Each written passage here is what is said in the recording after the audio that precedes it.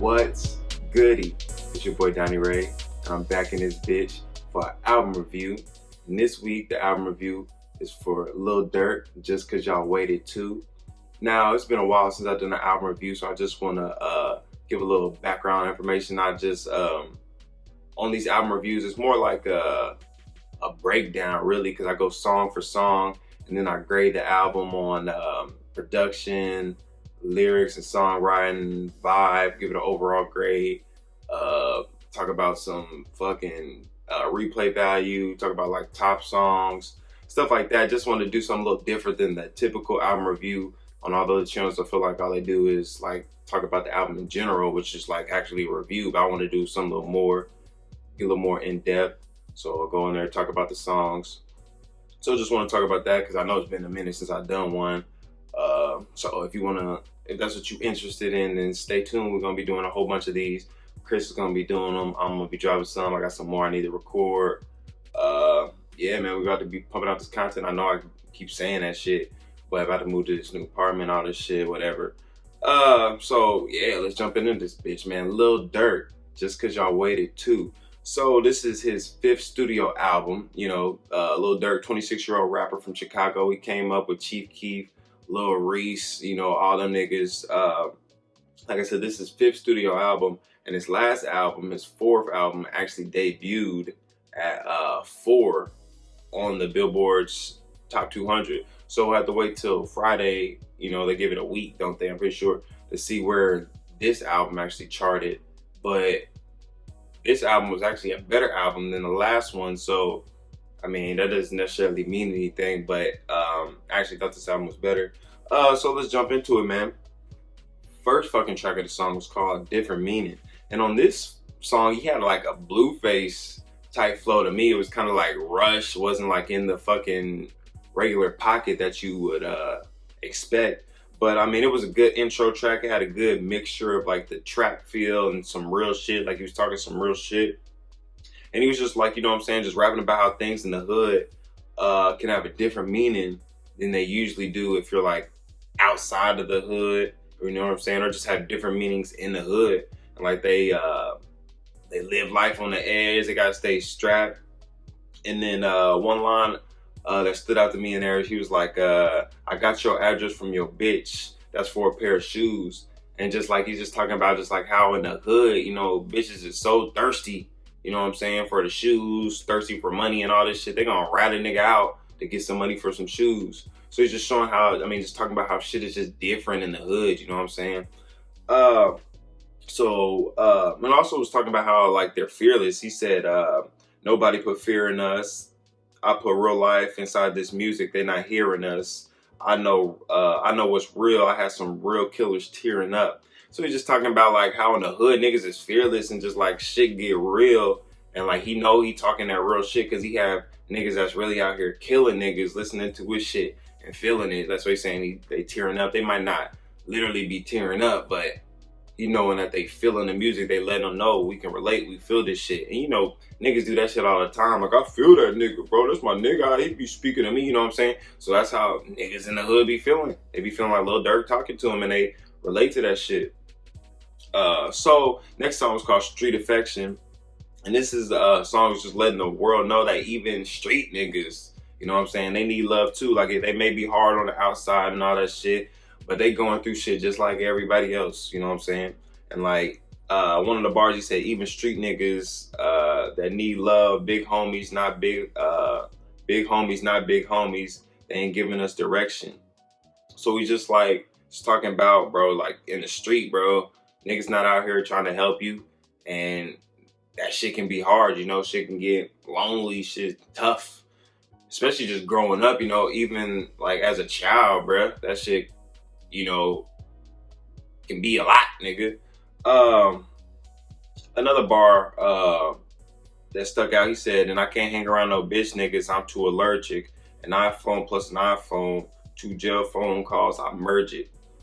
And niggas that know about jail know niggas be 3-way calling because you can only make 1 call, you know what I'm saying? So they 3-way and all that shit. So you know what I'm saying? He's just like, I like how Lil Durk incorporates that real ass shit into his music. Now the hook on here kind of felt forced, I will say that, but as the song progresses and goes on, it grows on you. So the next song was called Three-Headed Goat, and it was featuring Lil Baby and Polo G.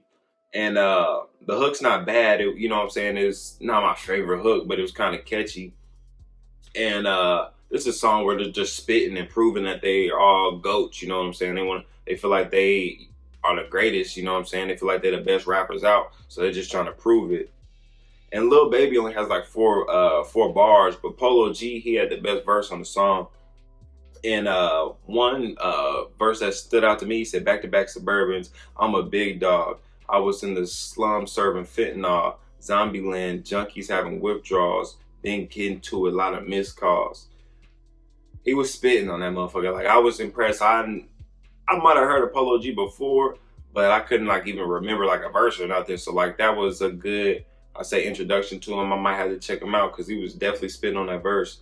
So the next song was called, fourth song is called All Love. And this song is rapping about different situations in his life, you know what I'm saying, where it didn't turn out how he thought it would. But at the end of the day, it's still all love. And he said, "Yeah, I love them G-locks. Got away from the phony niggas, had to detox." And it's just like, you know, niggas always expose themselves. So he's saying like, once these niggas expose themselves, I'm separating myself from these niggas. You know what I'm saying? Because you don't want to be around no funny niggas that get you, fuck around, get you killed and shit, get you fucked up. And all the songs so far, they had like a almost like classical vibe to them, like a Rick Ross Justice League type vibe. And if anybody knows me, I fuck with that vibe. So I really fucked with the beats so far on this project, and just in general, I really fucked with it because like they all had like a sophisticated sound, but it still had that trap sound to it. So the next song, fifth song, is called Gucci Gucci featuring Gunna. And this is just a boastful song about having, you know what I'm saying, money, rocking Gucci, having, you know what I'm saying, the best clothes, getting bitches, buying bitches Gucci, you know what I'm saying, like that. And Gunna was damn near spitting on this. Like, I don't really listen to Gunna, you know what I'm saying? I don't listen to Gunna, Lil Baby, all them niggas. Like, like, that's not really my lane, you know what I'm saying? They're not for me, like, that's just not for me. But Gunna was damn near spitting on here, like, you know what I'm saying? I acknowledge when a nigga has skill, and like I said, I really fuck with him, but every time I hear him, he always tends to have a good verse. So some bars that stood out to me from Gunna. He said, "Stroker Coochie, bought a whoopee, yeah, red range, Glocks and Uzis, grabbed a Thule and spray everything." And it's just like, I was damn near spitting, bro. It's just like his flow on there, and it's just like, I don't know. I was kind of impressed. Like, it's just different. It's unique. And the hook was all right. It was nothing special on the song, but it was all right. So the next song was called Viral Moment. And this like was another song that really had that classic, high class, like sophisticated vibe, like from Justice League, Rick Ross, like that piano. If you listen to any Rick Ross and like, you know what I'm saying, you know what I'm talking about. And this is just Durk rapping about how motherfuckers will do anything to go viral. You know what I mean? Even if it means fucking over other people. On one bar that showed that, he's like, and I don't talk to a lot of niggas, but they still the bros. The ones I ain't talked to back then, no, they still hoes. And some niggas try and hide it in the hate, but it still show. So it's just showing like niggas will do anything, man. You know what I'm saying? Like, niggas will do anything, and he's just letting you know, niggas, like, y'all some bitches, I ain't fucking with y'all, and just like calling niggas out almost in a sense.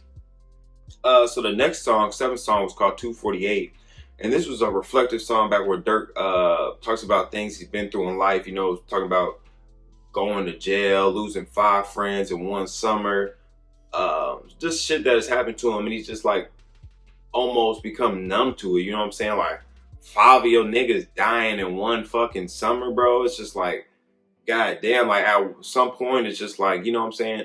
Like, it sounds terrible, but you just start expecting this shit and you just get used to the shit. Like, niggas dropping like flies, shit, you just get used to it, you know what I'm saying? So it's a terrible thing, but it's just like, that's what he's reflecting on. That's what he's saying in his song, letting you know how he's living, like the shit that he's gone through. And a couple bars. There's actually had a lot of bars on here that stood out to me, so I'm gonna just say a couple of them. But he said, champagne back to back in the Gucci store. When I walk through it, get high, then I treat the mic like therapy because I talk to it. Bars. And he's just talking about like how he uses the music as therapy just to get the shit, you know what I'm saying? Can't always talk to people about things, or you might not always want to talk to people, but you still want to get the shit off your chest. So he uses the music as therapy, you know what I'm saying, to get that shit off his chest, get the burden. So another bar said, I've seen so many young niggas lose their lives. That's why when I go to a funeral today, I don't even cry. And just an example, like I said, he's become so numb to the shit, so used to it that he don't even cry, bruh. Like the shit almost doesn't even faze him anymore. It's almost like shit, he's just going to the funeral is like, you know, clockwork, just like, because that's what he's supposed to do, show respect, but it doesn't even have the same effect as it would as a normal person. I'm not saying they're not normal, but you know, like I'm saying, like that street life is just different. And another one more bar. So I got like two more, but I'm not gonna keep on going with the bars. Let you listen to the song, but just let you know, like he was spitting some real shit on here. And one thing he said, I be stressed out with my kids. Sometimes I don't call it all, and you be acting like you off perks, but you off Tylenol. And that was just like I seen somebody tweet some shit talking about how Durk admits that he's a shitty dad, and that's just like being real. Like, hey, he's being real in his music. How much more real can you get? You know what I'm saying? Like you're saying that you're a bad dad, you're acknowledging it. Like, hey, that's as real as it can fucking get you, because a lot of niggas won't even do that. You know what I'm saying? They don't acknowledge the shit. They won't admit the shit. So the next song was called Trifling Hoes. And the beginning of the verse on this song sounded like a hook. So I thought that was the hook. But it wasn't. But it's just like a self-explanatory song. You know, it's about fucking hoes and the lifestyle that comes with that. Calling these hoes trifling shit that they do. You know what I'm saying? Get this money type shit. Bar, you know, you think you bougie, but you bougie for the internet. Your pussy dookie gotta spit on it just to get it wet.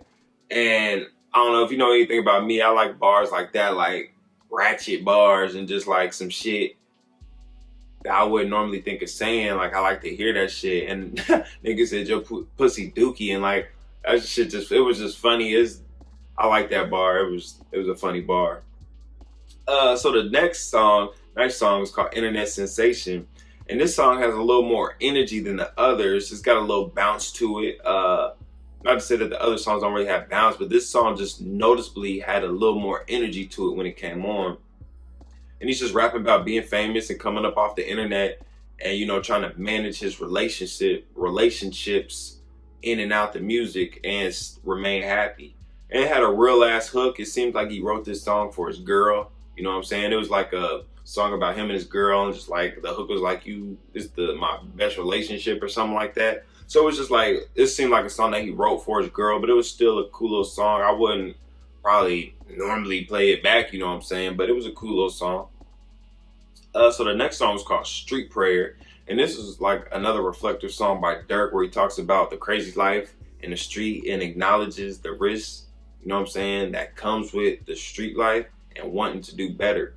The first bar, he said, I don't know about you, but I ain't trying to die young. And that's just like shows, like I said, just showing that he acknowledges like this street shit is so fucking crazy that you can fucking die, you know what I'm saying, any day, any moment. You could get your life took. He 5 niggas in one summer. So he knows this shit can happen. He's just acknowledging it and saying that he doesn't want to be a part of it. He doesn't want to be part of the niggas dying, but he's in this life, so hey, it's possible.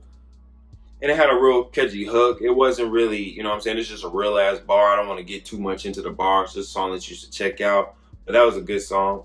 Like I said, the hook was catchy. So then the next song was called Chirac Demons, and this was featuring G Herbo. And Durk has some cool verses on here, but G Herbo's verses stood out more to me on here. And this song's about, you know what I'm saying, where they from Chicago, why they call Chicago Chirac, and why you shouldn't fuck with them niggas. Like they saying they demons, you know what I'm saying? You don't want to fuck with demons. And it's kind of, you know what I'm saying, fried that these niggas refer to themselves as demons, because most motherfuckers don't do that. But they just like letting you know, bro, like this street shit is real. Like we really done this shit. Like they probably done killed some niggas, you know what I'm saying? Like demons, like they, you know what I'm saying? Like they got some shit on them. And you know what I'm saying? It seems like they're rapping the whole time, because it wasn't really like any hook. There was like a bridge on there, but it was more like a bar song, and they just spitting and like really talking about that Chicago street shit. And like as you can tell on this fucking album, that Durk really like keeps it real, in a sense, like he's really talking about shit that he lives. Like he still be in Chicago, he still be in that street shit. He's a BD, you know what I'm saying? So like he like is keeping it real on his shit, and I can appreciate that shit. So the next song was called Doing Too Much, and Durk was riding the beat on this track. The hook was catchy.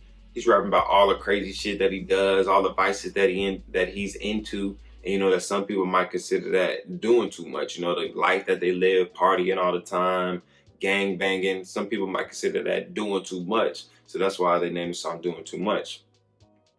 13th song on this album, 15 song album. Trying not to drag on too long, but like I said, I want to give a good in-depth breakdown of the songs, but not get too much into them. The next song is called Broke Up in Miami, and this is produced by Touch of Trent. And the only reason I bring that up is because, like I said, I spoke about the sophisticated, high-class sound that this project has. And it seems like on all the beats that I saw, I didn't really keep a note of all the beats, but I kind of seen on all the beats that I liked, they were produced by Touch of Trent. And he seems to have that like classical Justice League vibe. So he may be a producer that's up and coming, if he's not already, you know what I'm saying, already real known. I don't know. I'm not really into producers like that. But he seems to be a producer that may be on the up and up if he's not already on like that. So check him out. He got some, I really fuck with his like vibe and his production. So, you know what I'm saying, this song is about a time he's going through it in Miami with his girl and questioning if they're supposed to be together. And you know what I'm saying, this was a relatable song because every dude has been through some shit with a bitch, you know what I'm saying?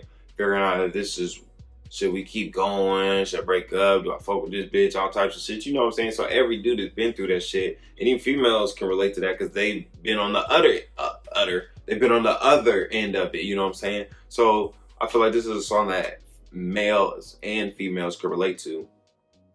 And one of the first that stood out, he said, don't talk about bitches in my past. You know that pussy old. You can go out of town for 100 days. I know that pussy closed. So he's just showing this fucking watch. So he's just like talking about how like he knows even if he goes away that girl is his. She's not gonna fuck nobody else. That pussy closed. Like that's his pussy. So he's just showing that he knows that's his, and that's just like a bar that stood out to me. Like it's a realer song. He really talking about relationships and shit. And then the last song is called Fabricated, and this song's kind of self-explanatory, but he's rapping about niggas who say they doing shit but not really doing shit. You know what I'm saying? They fabricating, telling lies. You know what I'm saying? Niggas say they getting money but they broke. Niggas say they fucking hoes, but they don't get no bitches. They say that they your nigga, but they gonna stab you in the back. Shit like that. And I fuck with this flow on this song, and I felt like it was a good outro song as well. It started off the project with a real song, and it ended the project with a real song.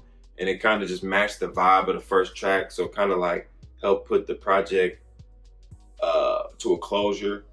Good start, good ending. So like I said, at the end of these reviews, I like to rate the projects based on production, songwriting, and lyricism, vibe, and then I'll give it an overall grade.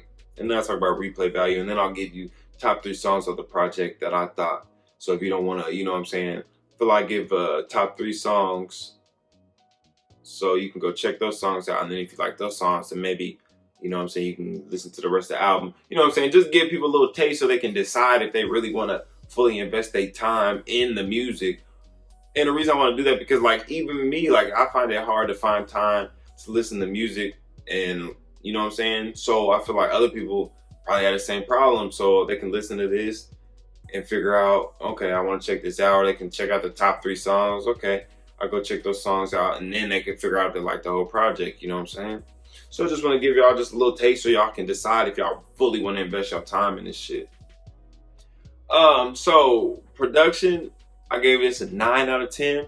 I actually fucked with the production on this project. Like I said, I love the Justice League, Rick Ross, sophisticated, high class piano vibe.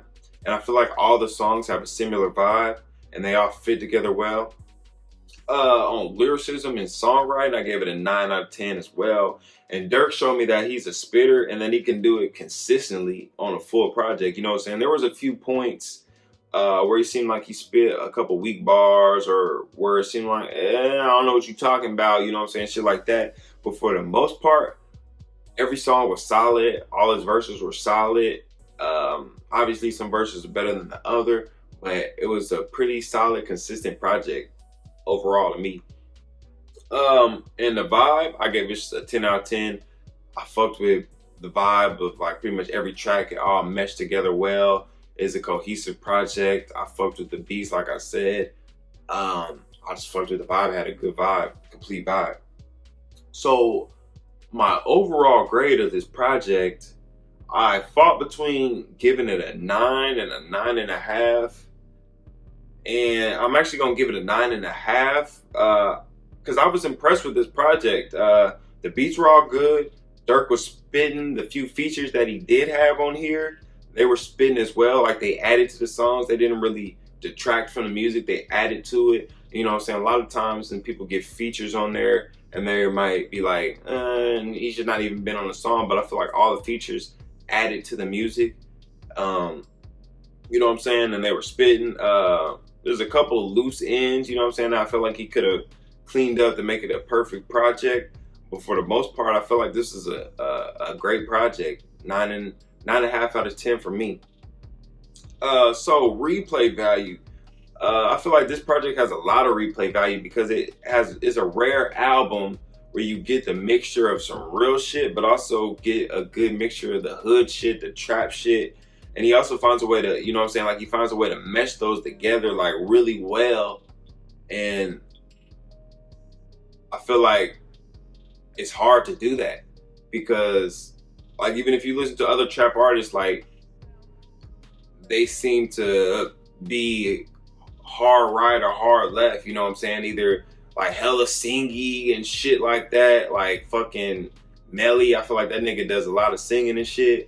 Or like hella like hoodish, thuggish Gucci, you know what I'm saying? So I feel like he does a good job of like meshing the two of that hood shit and that real shit, because he has some songs about females, girls, but he also like obviously had songs about the hood shit, killing niggas, you know what I'm saying, shit like that.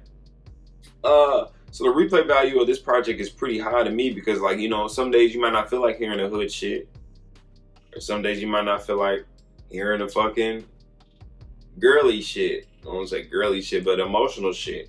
And he has a little bit of everything on this project, so you could flip through, you know what I'm saying, play those songs, you know what I'm saying, or just have a little playlist of all the songs that you like off here. I just feel like it has good, you know what I'm saying, replay value.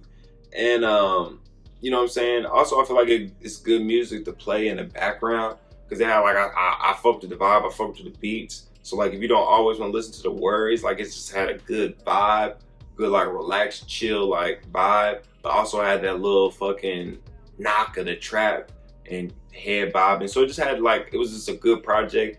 You can listen to it like if you want to hear bars, want to hear some real shit, or it can just be some like music that you play in the background for the fucking beats and just to have some noise or something, like playing the game or something. So my top 3 songs from this project that I would say check out, at least make sure you check out these songs, would be Different Meaning. I thought that was a very good song. Gucci Gucci. I fucked with that hook. Did I actually skip that song? No, that was a song with Gunna. That's the 5th song, Gucci Gucci. I was like, hold on, did I even talk about that? But I did. So Gucci Gucci. And then the last song that I would recommend is 248. and that was the other real ass song. So pretty much the different meanings, that was a real ass song. The 248, that was a real ass song. And then the Gucci, that's a kind of, you know what I'm saying, just vibey song, party song, turned up song. So those are my top 3 songs off the project. 2 real songs, different meaning, 248, and then a little get lit, turn up song, Gucci. And those are the 3 songs that I would recommend check out if you're not sure that you want to listen to the project. Listen to those songs, and then if you like those songs, then I would say check out the rest of the album. But if you don't like those songs, then you know what I'm saying, go on. Ain't nothing wrong with it. Don't have to like everything, but you know what I'm saying? Shit, this actually turned out to be longer than I really expected. 25 minutes. I'm probably be about 30 minutes once I do everything. But this has been the fucking album review for Lil Durk's Just Cause Y'all Waited 2. Like I said, I get this album a 9.5 out of 10. Top 3 songs, different meaning, 248 and Gucci. Make sure you check those out. Make sure you subscribe to the channel, YouTube, SoundCloud. Make sure you rate us, you know what I'm saying? Give us 5 stars on all the podcast places. Thumbs up, like my man Monty Jones always says. If you give us anything less than 5 stars, I am inclined to believe you are a hater. So like I said, I'm Donnie Ray. This has been an album review for Lil Durk's Just Cause Y'all Waited 2. We out this bitch.